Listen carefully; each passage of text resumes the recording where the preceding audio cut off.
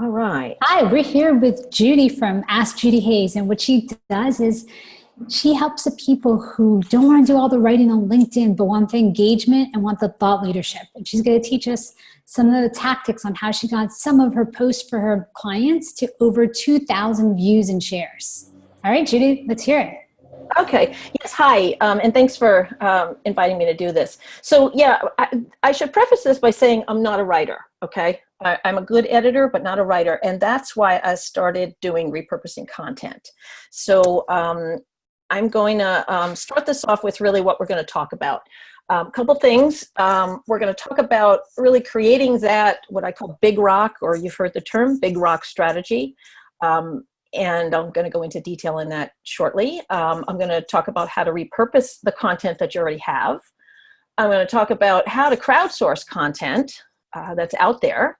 I'm going to share a couple tools and techniques that I use in creating and sharing content. And I'm going to go over the engagement metrics, which is really, understanding how people are consuming your content. So, so the whole purpose of content is not just putting stuff out there. Google has tweaked its algorithm, and it continues to do so. And really, what they want to do is they want to deliver content that is relevant, content that people engage with, and content that is original. So, we do have to cater to the search engine because so many people start their journey by searching for content. So, remember, relevant is important. So I just thought this is interesting. I'm in the B2B space, and it says, nearly 3/4 of B2B buyers are basically favoring companies that they find useful and helpful. And that kind of goes along with the know, like, and trust factor. You become known by having your content out there. People like you because they kind of see what you're all about. They trust you because they see that you're consistent and they, are learning from what you put out there. And ultimately that results in, a long-term relationship online. So the first thing is the big rock content strategy. And, again, we don't need more stuff out there. So there's no point in putting things out there that have already been done, but put your spin on it. So, the couple of things to understand what big rock content should be is really knowing your audience. You have to know your audience and what is the conversation that you want to be known for, and this comes back to the idea of thought leadership. What is that topic?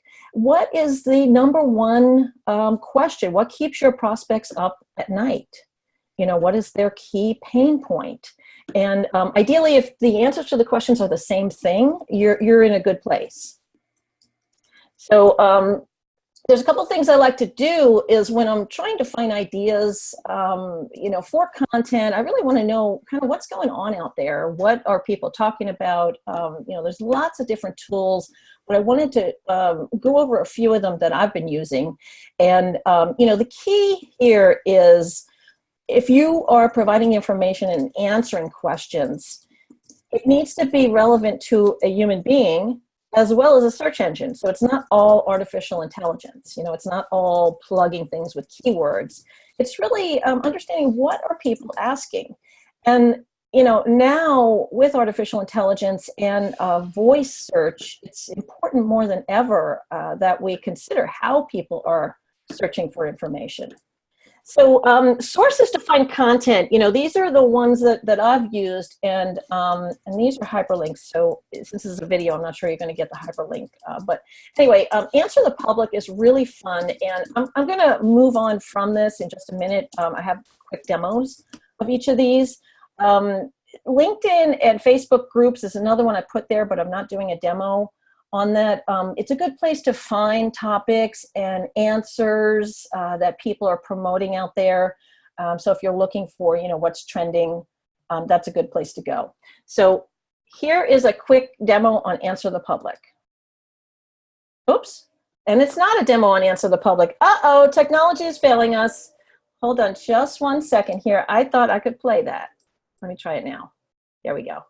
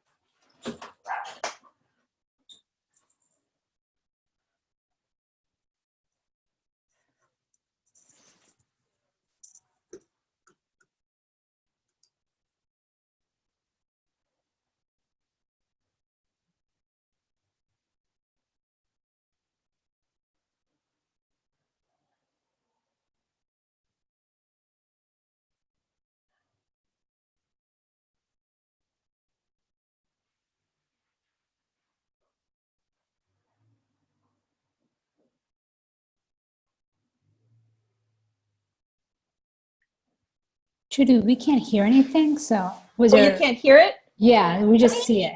Okay, let me go through that again. So maybe I'll go live with that, or do you want me to just talk over it? Yeah, I would talk over it. Okay, so this is Answer the Public.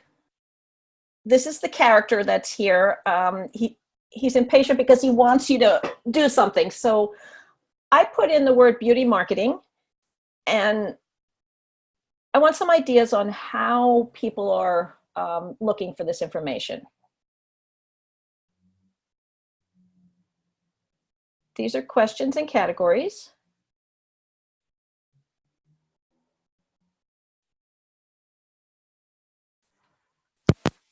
Alphabeticals and related. So in this case, it goes through and it shows you branded beauty, how to market, what is beauty marketing. These. Oh, we were able to hear that time, Judy. Okay, all right. Whatever you did before. All right. This site is called Answer the Public. Let me take you over here. Case, it goes through and it shows you branded beauty, how to market, what is beauty marketing.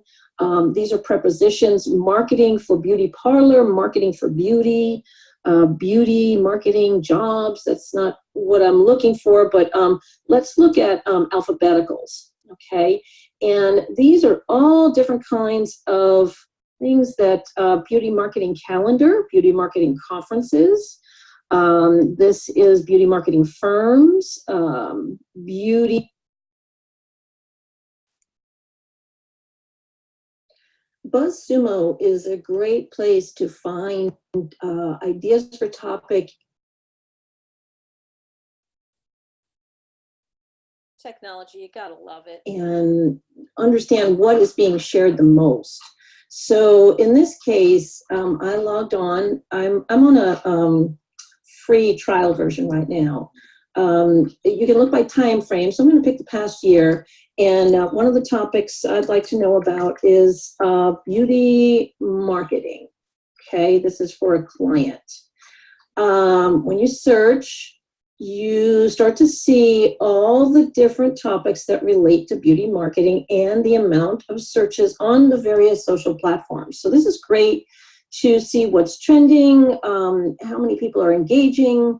You can look at the comments, you can get ideas. What can luxury learn from beauty influencers? There's you can see which network's actually the most popular on. So this is more popular on LinkedIn than it is on Facebook. Conversely, different topics are popular on different platforms. So, and here's one where it's only on Facebook. So this particular client that I'm searching this for is primarily on LinkedIn. He's in the B2B space. He's a manufacturer.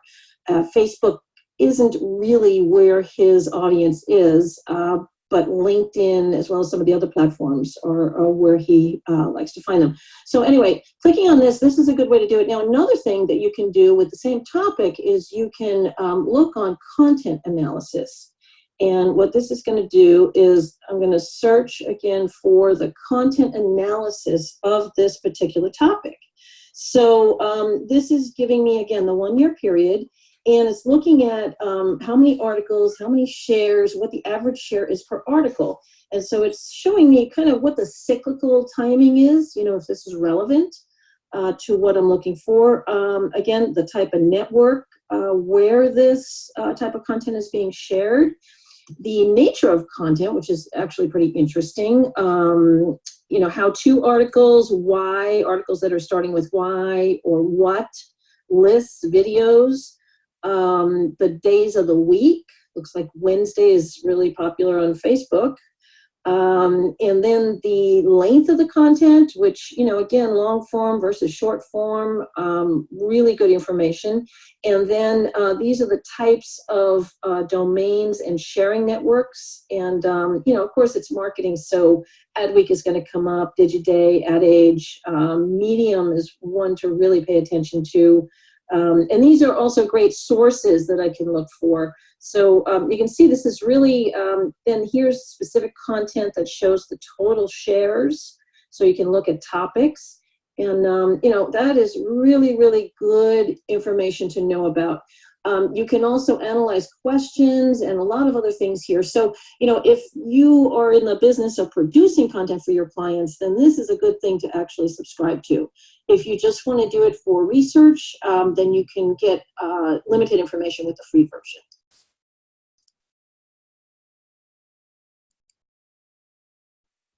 So here's Google, and what I'm doing is I am typing in the phrase, I start with beauty, and you can start to see there's some interesting things here. These are things that I've previously searched for, but I'm going to put in beauty marketing just to keep it consistent across platforms. And I don't want jobs. I'm really looking for beauty marketing trends. So these are the results, and you all know what Google search looks like. But what's interesting is if you look at the bottom here, this is really where the information is for ideas for content. Digital marketing in the beauty industry marketing strategies, beauty brands, social media campaigns, et cetera, et cetera. This is going to give you some ideas for content that you can work with. And so I recommend adding that to your toolbox.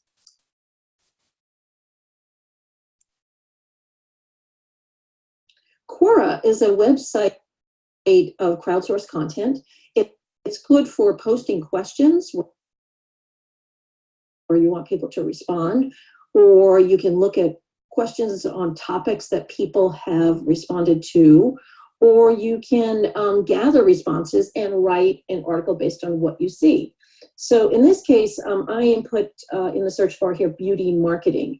And here it's showing me different things on the topic. Where can I get good content for marketing beauty products? How do I market beauty products online? How should Beauty Portal market video content? It goes on and on. What are some of the best online marketing tools for marketing beauty? So this is a great way if you're looking for ideas or you want to post things out there to get feedback from different people. Okay, so the idea of this is when you're talking about the big rock content, you want to produce one piece of content per quarter. Saying, oh my gosh, just one thing? Yep, it's that easy. But whatever it is, it's got to be big. So I love this analogy. I heard this a couple months ago, and they said, think of your content as a turkey. And how, like when you make, my mom used to do this, she'd make the Thanksgiving turkey, and then she would slice it up. She'd make soup, and she'd make croquettes and tetrazzini, and you name it. She made all these different things from this one basic turkey. So, again, think of your turkey as that big rock, and how many different things can you create from it? Here is an example of a big rock article. Here's an example of creating a, let's say, a big rock piece of content and then breaking it down into smaller parts. For this particular client, he is a recruiter for tech talent in the Dallas-Fort Worth area. So he has a very, very specific target. So I asked him, since he's been in the industry a while, I said, okay, tell me the top trends that you see, or what are the top things people need to know, going into 2018. So he just really gave me the list of these items here, these 5 items. And what I did is I, of course, Googled the phrases, and I found some content, and I put together this big rock piece, which is really kind of setting the stage for what the other subsequent articles were going to be. And of course, I sourced where all the information came from, and then I have the call to action for who is writing the article. So in this particular one, what I did was I now have subsequent articles that explore each of these trends in greater detail. So in other words, here is the next one. That is the talent, it's competition in the Dallas-Fort Worth market. And I refer back to the article, same idea with this content. It's all crowdsourced information that's out there on a variety of websites that I pulled together. these are the sources for it. And this particular target market that he has really enjoys the statistical side of his content. And I found that from looking at his metrics. When I go back to the main article, get into the second trend here, which is migration to the cloud. And again, same thing. We just published this recently, so I'm now going to share it on some other groups and on his website. But this really gets into, the evolution of the cloud. And, when I find this content, I outline it and I try to make a story, to really say, okay, how do we really frame this? Where did it start, the cloud, the idea of the cloud? And, here's some studies on it, and here's some things that are relevant. And then here's some major trends that are impacting companies, what they need to know. And again, the same pattern where I have a whole bunch of facts here, data worth noting, and of course, crediting all the sources, and the conclusion, which really, ties it back to the overall point he wants to get across. And these are all the sources for this content. So this is another example of creating sort of that big rock and then chopping it up. Now, this particular client doesn't use a lot of different social media. He really is primarily on LinkedIn and on his blog. So if he did have Twitter and other types of platforms that he was using, I would share that out there, and you would see these numbers get a lot higher. But because we're only limited to this particular platform, that's, we're just limited to how much we can share this. Okay, so sorry about that malfunction. It was actually supposed to go on a different screen. But anyway, let's talk about, how the big rock content strategy works. And instead of, typically people are like, I'm going to write an article and put it out there, but there's really no big plan. So think of it this way. Think of, you have this big piece of content. It's an article. And, from the article, you could have a blog post series, you could have short pieces, white papers, case studies, lists, trends, ebooks, checklists, et cetera, et cetera. You can also take that big rock content and chop it up into email campaigns. Those could be used for lead magnets to build your lists. You could take aspects of that content and share it out on social media with a call to action linking back to the original piece. This way you would gain new followers and traffic to your website. You could, video is one of the, it's still a darling out there in terms of social media. Several platforms, including LinkedIn, are now having live video. You can animate text if you don't have the video tools. You can create slide shares, photo stories, etc. Branded visuals are fantastic, and these are extremely shareable items, things like infographics or information presented visually. And then, of course, interactives, which would be things like quizzes or contests, challenges, gamifying your content. So, again, think of that one big piece. If you did 4 big rock content pieces a year and then had all of these other pieces that cascaded from that, you would have an amazing amount of content to serve your audience. So I wanted to give you some ideas, to think about this. And this is really, it's almost like a quiz, 15 ways to take your content from one piece to many. So, just kind of think of it, a lot of people are doing webinars, see webinars out there. So let's just say you start with the webinar and, you're going to live stream it. You're going to put it into slides. You're going to turn that into social media graphics. You're going to promote that through SlideShare, which is a platform built into LinkedIn.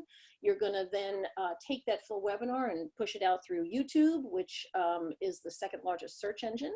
You're going to embed the video into your website. You're going to take short snippets of that video and you're going to push that out on social media. You can then turn it into an audio podcast. You can take the transcript and make a blog post article or series of articles. You can break that down. You can create an infographic to tell that story visually. You can turn it into an ebook. You can turn that into a drip campaign. You can pull all kinds of quotes and images, et cetera, et cetera. So that is one way to take one piece of content and to transform it into many, many, many different things.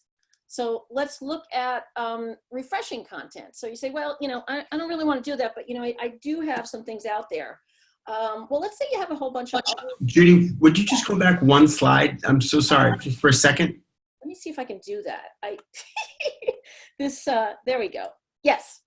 Let me go back up. Okay. Here we go. Yes. Hi.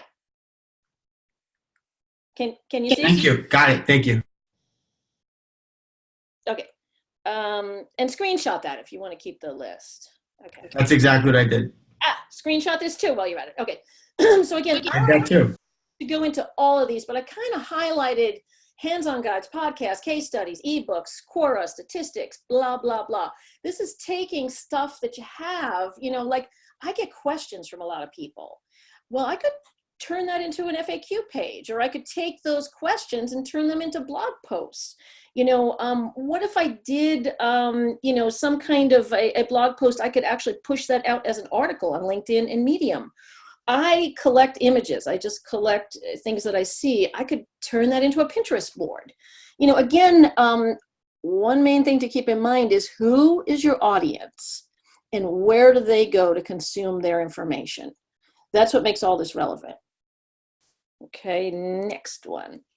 Okay, here's ways to take, and this is a lot of what I do, I'm a curator, from many sources and turn them into one epic campaign. And the key word here is campaign. Again, it's not just producing that one article, but thinking of the article like I did with that tech trends post on LinkedIn. I said, okay, let's take the trends and then we can chop it down into the 5 specific trends and push it out that way. So, screenshot this one. You want to look at all the different things that you could take. If you had a series of posts, compile them into an ebook. You could take interviews that you might have. And I've been seeing people now pushing out these digital summits. They're fantastic. And then you could also, at the end of the summit, you could give people a lifetime pass and sell it, as a product. You could take a bunch of social media images and make a slideshow, animated show out of them.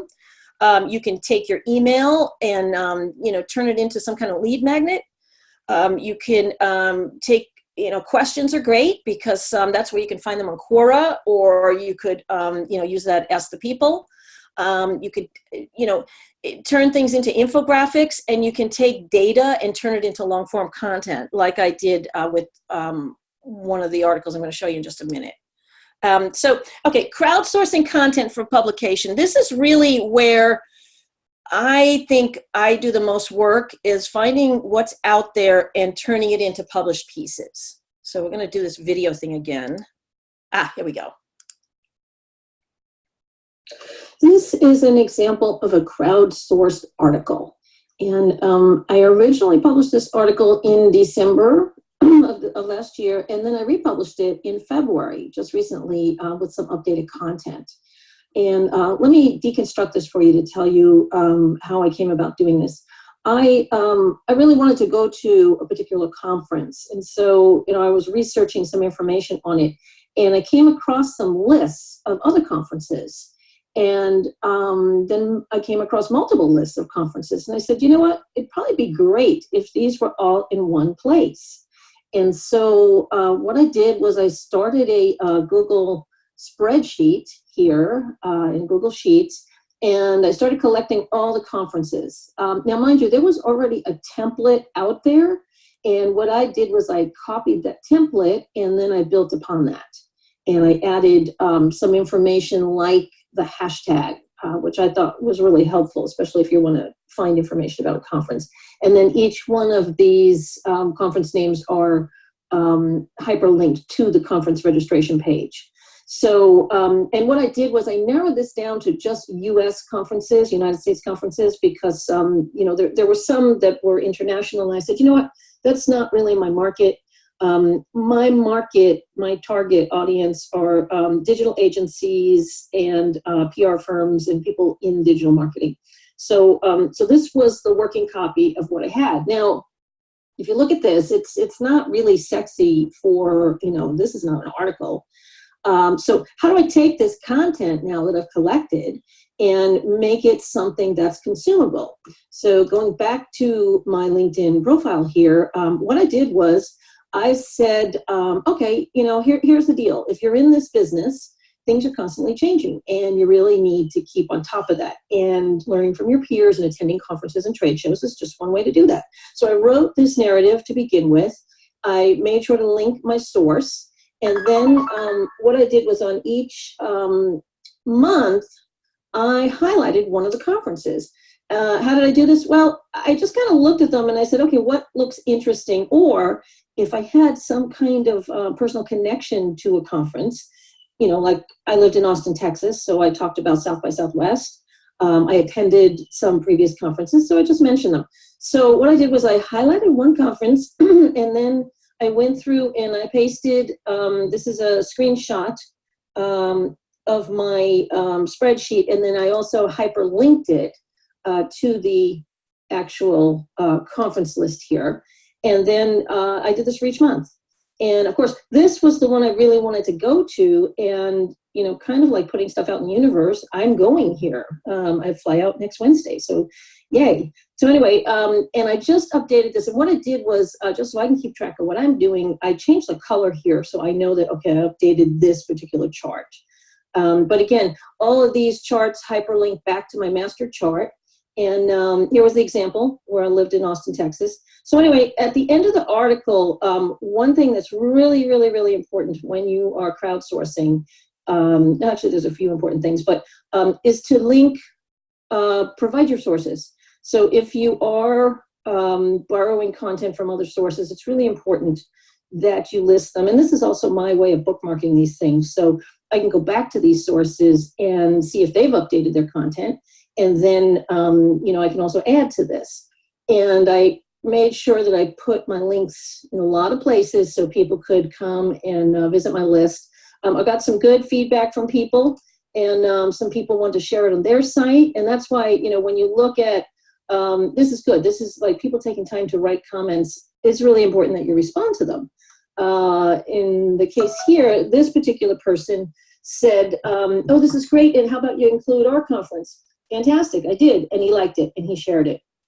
Now, another thing to look at here in the base metrics of this, you see 1824 views. The shares, the 15 shares are really interesting. So I looked at what those shares were, and actually you need to go into the view stats window to actually see the shares. But I looked at the shares, the reshares right there. And I looked and I commented to these people. I reached out to them directly. And look at this. She's in my 3rd level. This person in my 2nd level. So these are people that are connections of my connections. Now, another thing I did was when I first produced this article, this is a image I think I got from Unsplash. And I did not have any type over it. So what I did this time, so I could have a shareable graphic that went along with this, was I put the title of my article in the graphic, on the graphic, and also put my handle there. So in case people wanted to reach out, or again, if they shared it, then they could, backtrack and follow me. So this is an example again of, and also here's what it looked like before. This was, see the difference? It's just the picture. Sure, it's fine, but now it's branded. The other thing I did was I shared this article in the B2B groups that I belong to on Facebook. And I also shared it in the B2B groups on LinkedIn. And people then reached back out to me. Some reached out to connect, but they were thanking me for doing this. Great resource, yada, yada, yada. So, so that is an example of what happens with creating crowdsourced content. Okay. Next. Okay. Hold on one second. Yeah. Here's another. How are we doing on time, Tanya? Good. Good. Okay. Here's one more example I want to show you. I wanted to show you another example of a crowdsourced article based on data. And this is for a client that has, he has a small following. He doesn't quite have 300 followers yet. So it is a small audience right now, and I'm trying to elevate his awareness. So he is in the B2B space, and he manufactures the pouches that you get when you buy beauty products. So it's called gift with purchase. So what I thought would be some great content would be really looking at what is the outlook for the industry, and we call it the beauty industry, for 2018. So what I did was, down here are all the sources that I looked at to compile this article. Statista and Fast Company, NPD, Benchmarking Company, Women's Marketing, Raconteur, and a few other sources here. And so this is where my core material came from. And what I did was I organized the article in a way, basically using the content from those sources, but linking to everything where it's found. So I start out with the industry in numbers to really look at the size, and we're talking US right now. So I just wanted to put it in perspective, kind of, what the size of the industry is. And then how the products break down. And then I found various data points. And of course, I, again, linked to them wherever I found them. Then I wanted to look at, what's been the growth of the industry. And so that's what this is. And then, how people are feeling about skincare. And wherever there were graphics available, again, I used them and I linked to the source of the graphics. I looked at, how people are feeling when they're making decisions, et cetera, et cetera. So this has done really well for him. He actually has put this on his website and is using it as a lead magnet now to get people to sign up for his e-newsletter. One thing I want to mention is at the end of articles, it's always important to put your author byline and maybe some kind of call to action.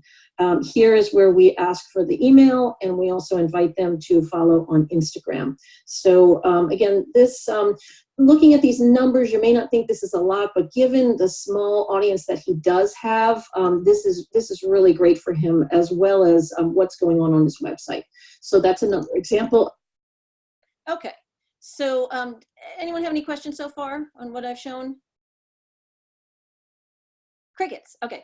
So now here comes the next part, is really looking at the metrics and how people are engaging with the content. So I've always loved this quote, because really, how can you fix something if you don't know if it's broken or if it's working? So you've got to measure things. And here's an explanation of how to go through the LinkedIn dashboard. Understanding your metrics on LinkedIn is very important. So you know that, first of all, you're reaching the right target, and also that your content is getting some engagement. So the way you do that is when you're in your LinkedIn profile, you click on the Me icon here. It's got a little drop-down menu, and it says View Profile. So you click that right there, and that brings you to your dashboard. And the dashboard has a lot of great features. First of all, it's going to tell you who's viewed your profile. And that's important because you want to know if you are doing a campaign, an outreach, lead generation campaign, etc. You want to know, where do the people work that are looking at you? So you also see this in notifications, but it's good to go down the list and say, okay, yep, that makes sense. Now you go back to your post views, and this has to do with how people are consuming your content. So this has to do with a recent post that I put out, which is the top marketing conferences. And there is that number, 1822. And when you click on that, what you see here is it gives you the detail on all of the interaction of that particular article. And in this case, this was a crowdsourced article listing conferences for the year 2018. It has 1,822 views, which is actually pretty good considering my network is only 1,500 people. 15 people have reshared it, which is great. There's been 8 comments and 51 likes. And it's telling me where these people work, as well as what kinds of job titles they have. So the biggest group here is business corporate strategist. Huntsville, Alabama, I haven't quite figured out what that's all about, but apparently it must be this company, and I guess it's going through some kind of search algorithm. And then my article was found through Facebook, which is pretty interesting because I did post to Facebook groups. I also posted to LinkedIn groups. So it's interesting that a lot of the traffic has been coming from Facebook, not LinkedIn. Another interesting thing to look at here is the degree of where your clicks come from. The first degree is the people that I am directly connected to. Second degree are the connections of my connections, which is great because this is what you want to do. You want to grow your network. So as a result of this visibility, I have received numerous connections to request. And that's because people read the content, they say, oh, I like it, and I want to know more. So that's how you want to look at the engagement metric in your article.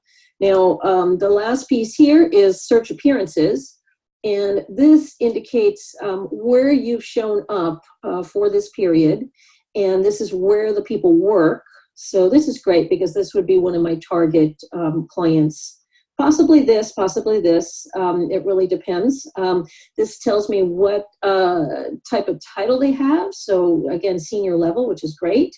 And then this is great because this down here tells me some of the keywords that people are searching for. Strategist, strategy, financial service, business to business retail, and some other things here. So that is really how you take a look at your metrics in LinkedIn and understand them. Okay, so you might want to screenshot these next 3 slides. What I've done here is I've gone through what those metrics are, I've defined them, and then explained what it tells you. So we go through these first 3, and then these are the content KPIs. And if anyone doesn't know what KPI is, it's key performance indicator. And again, I check all of this on all the content that I put out there because I really want to understand what it is that is relevant to my market. And I want to understand that I am talking to the target audience. And then this is the audience demographic section. Okay. All right. So now I just want to show you, I have a lot of tools and techniques that I work with, everything from Evernote to, Feedly and all these other tools. There's so many of them. And I actually think, hey, that'd be a great article. But I want to show you 2 of my favorite ones. And first of all, what the most important thing in writing content and publishing content is the headlines. Because, honestly, if you're looking through something and the headline doesn't grab you, you're not going to read it. No matter how interesting it is, it just has to have a really good headline. The X represents a number, by the way. So this is something that was put out there by NewsCred. And they talked about, there was an article there talking about which headlines did the worst on the various platforms. So, it's subjected to, at the time they put this out there, but I just thought it was kind of interesting. So how do you know if you have a good headline? Well, there's a tool for that. So one of the most important parts about creating content and shareable content that gets people's attention is really having great headlines. So, you can write a headline, but I love this tool from CoSchedule. It's called Headline Analyzer. And so I typed in one of the phrases that I found from our searches, digital marketing for the beauty industry. So I want to analyze this and I want to get a sense, is this a good title? So I'm scoring 60. So, it's okay. 60 is not bad. It's pretty generic. It tells me, the amount of words, the amount of characters, kind of what sticks out. The sentiment is neutral. This is what it might look like when it came up in Google. So I want to expand on that. So I'm going to say top trends for digital marketing in the beauty industry. So let's see what this does, see if it's any better. Okay, now it's coming up a little bit better, 66. So let me say 7 top trends. Let's start with a number. And okay, so it's coming up to 67. So what you want to do is, this is a great tool to use. You can try different iterations on what type of title you want to use, but this really helps you understand, what might be a really good title. And this is another tool that I really like. Yes, this is another great tool for cutting up your content and sharing it across various social platforms. what this does is this works off of a blog content piece. So you actually need a website with a blog for this to work. And after you get everything uploaded and connect all the social networks, I want to show you kind of the under the hood function here. So it starts out, it's pulled up a list of the various articles, and I'm going to pull up this same article, The Beauty Economy, that I showed you that I originally posted on LinkedIn. This is coming from their blog. And I've identified 3 keywords that I'd like to work with. This is the niche of their industry. This is the overarching industry that they're in. And then this is the geographic. So what it's done is it's gone through and it has scraped the blog post for various elements. This campaign will run over all the social profiles that I've connected to it for a period of 12 months. They've created a whole bunch of suggestions, all different kinds of posts. And so what I do here is I go through and I can change things. I can, change the color of the quote or what the quote is. I've set up various templates that relate to their brand colors and their brand. And then I've set up the various platforms. So what would post on Twitter, what would post on LinkedIn, and what would post, in this case, on Facebook. Now, because the Facebook has changed their API, I need to manually do this. I need to manually post each piece of content for Facebook. It doesn't do it automatically. So in this case, I would go here. It's giving me suggested content. So if I want to change it, I can do that. And then if I'm happy with it, I can save it. And it's going to share out on all of these networks.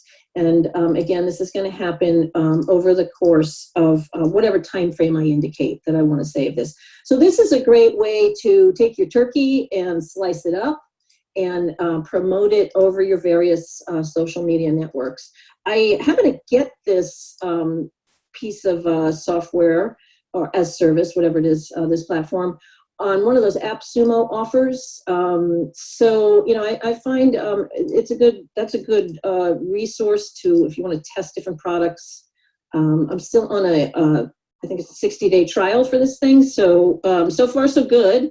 I like what it's putting out there. And, I'll see if this really does increase engagement. It does take the heavy lifting off of you, because if you manually had to do this, you could use a platform like Buffer or something like that, but it would require a lot more work to do that.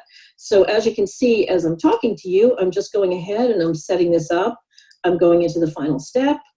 And it really wasn't hard, right? I just went through all that. And then here's the dates. And so I can set a stop date. So I'm going to set this right now to May 31st, because I really want to see how this goes. And also, if I want to, if the client had a Medium account, I could connect it and also share in that network. And if I wanted the client to approve anything or a team member, I could put their information there. So now I'm going to go ahead and activate this campaign. And this is going to share on the social networks. And then these are some other ones. So missing letter, and it's the way it's spelled right there is how you. Okay. So I hope that it's been helpful to show you. Let me reduce my screen there. All this information, there's a lot to take in, and I just want to be a resource for you. So if you have any questions, feel free to ask. And yeah. This is really great. So I had a question on, with the LinkedIn, do you post as an article or do you post as a status update? Both. You know how there's 2 ways to post? Yes, I will do both. And so what I'll do on LinkedIn is I will put it out as an article, and I'm assuming you can still see my screen. Yep. I'll share it, and here's how you can see what you're posting. You go right there to post an activity. So these are the various articles that I'll post, and then what I can do is I can then share them out. If I want to share it as an update, I can go right there and share it as an update, which is great because it then revives it. It's kind of like having evergreen content. I can also post it to groups through that little click there.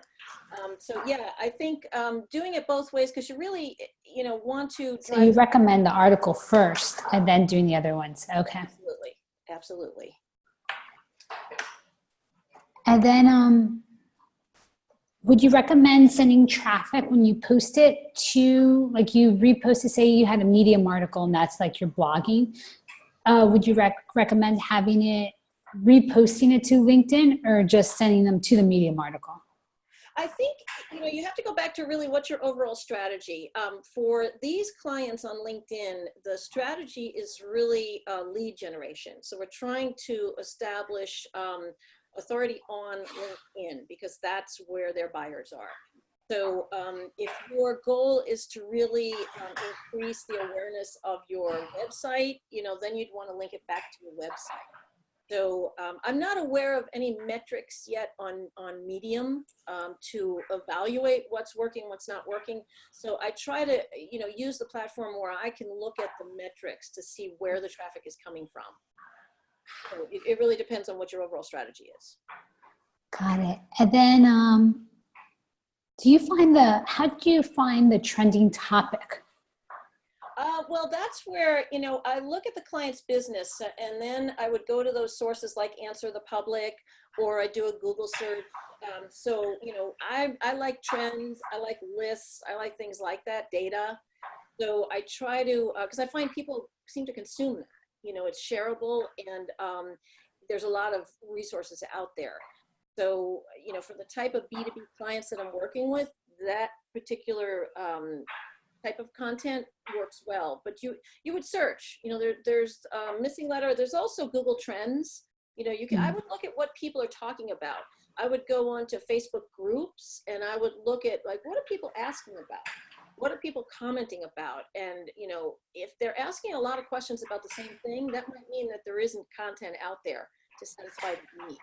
So what Okay. Yeah. And do you find the groups to be active? I find some groups active depending upon what the purpose is. Facebook groups are very active. Mm-hmm. I'm on several that, I can give you an example here. Facebook, I've logged out. It's Social Media Managers Group, which is a very active group. But LinkedIn, the groups aren't as active. Well, some are and some aren't. I have one client that uses his group specifically to have in meetups because he's in a specific geographic area. And so in that case, the group serves a purpose. I look at content that's been posted in groups and sometimes I get ideas from that. So, I'll go through and in this case, let's look at some of these groups. Information technology professionals. I just go through and see what people are posting. I don't see a lot of engagement though. That's what's missing. And I think it has to do with the way LinkedIn has changed their groups. People are putting stuff out here, but they're really, very few are saying anything about it. So, it really depends on, again, your audience and where they are. Got it. What else do I have? No, I had tons of questions. I really like the missing letter one. Missing letter is really cool. Missing letter, I think is my new because that takes a while to come up with something, images, everything. Wow. Yep. I didn't see that in AppSumo. I should have bought that one. It's based on your blog content. So again, that particular article, if you remember, that had a lot of visual content. So the visuals that it pulled, now I can always upload visuals if I have them, but the visuals that it pulled, it just kind of feeds it into it. I've been playing around with a bunch of articles from that. Here's my login for this.